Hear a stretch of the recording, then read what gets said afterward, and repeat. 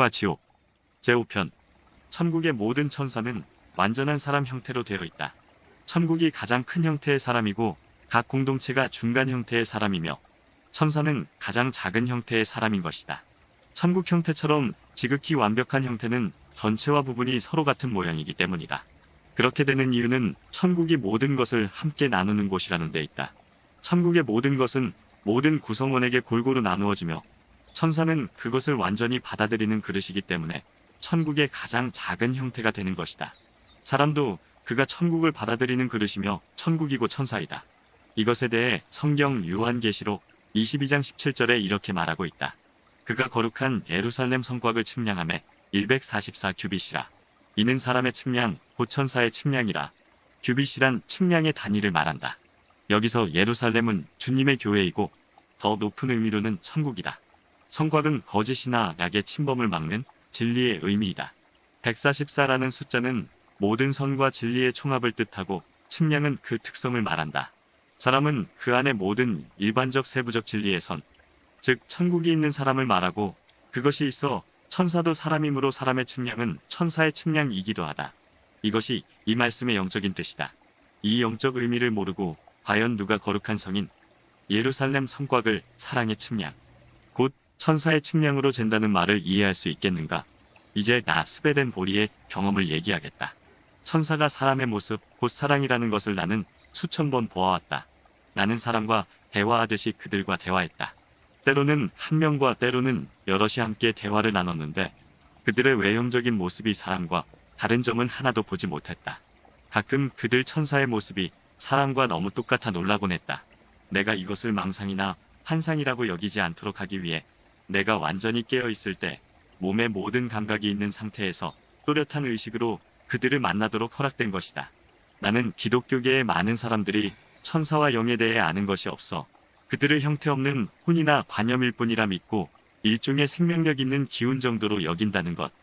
또 천사가 사고 기능 외에 어떤 인간적 요소도 없어 볼 눈이나 들을 귀, 말할 입도 없다고 믿는다는 것을 천사들에게 여러 차례 얘기했다.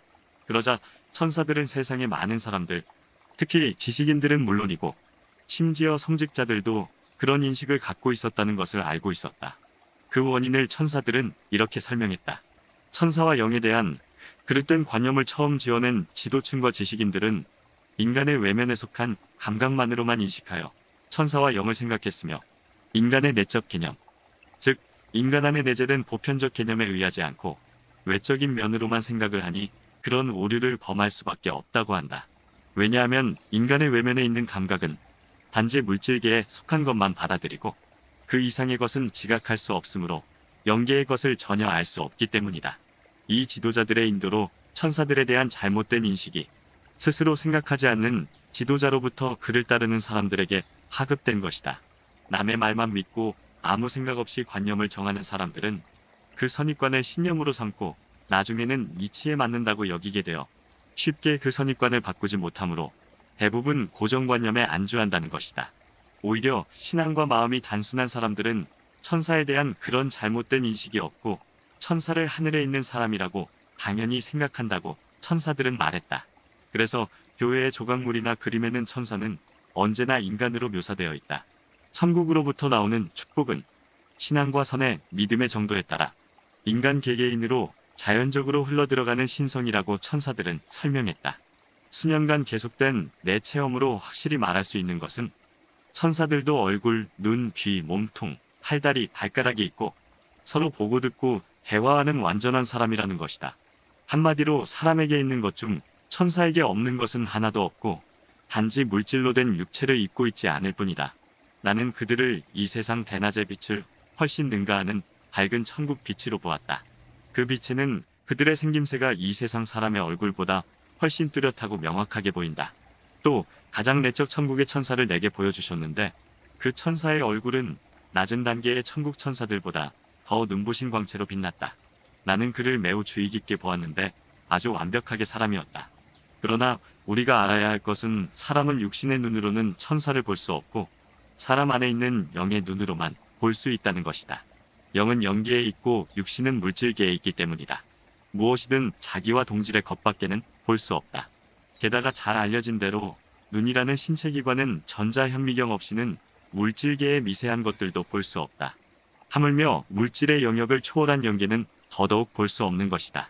그러나 사람이 육안에서 떠나 그 영안이 열리면 영계를 볼 수 있다. 주님이 영계를 보여주시고자 하면 언제든지 즉시 보게 된다. 그러나 그때 사람은 자기 육안으로 보고 있다고 여긴다.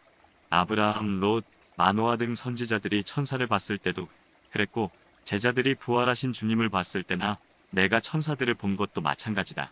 선지자들이 이런 식으로 보았기 때문에 그들을 보는 사람이라 하고 그들의 눈이 열렸다고 했으며, 또 이렇게 영계를 보게 하시는 것을 그 눈을 여신다라고 표현한 것이다. 엘리사의 사환에 대한 기록이 그 이이다.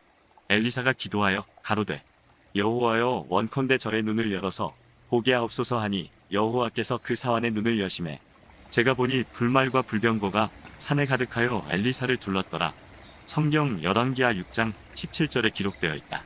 이 문제로 나와 대화한 천국의 선한 영들은 교회 안에 천국과 천사와 영에 대한 모지가 팽배한 것을 진심으로 애석해 했다. 그리고 나에게 자기들은 형체 없는 혼이 아니고 연기와 같은 기체도 아니며 사람과 똑같은 모습이고 이 세상에 있을 때와 같이 보고 듣고 느낀다는 것을 지상의 사람들에게 꼭 밝혀달라고 나 스베덴 보리에게 부탁을 했던 것입니다. 오늘은 여기서 이만 줄일까 합니다. 구독자 여러분들 모두들 행복하십시오. 감사합니다.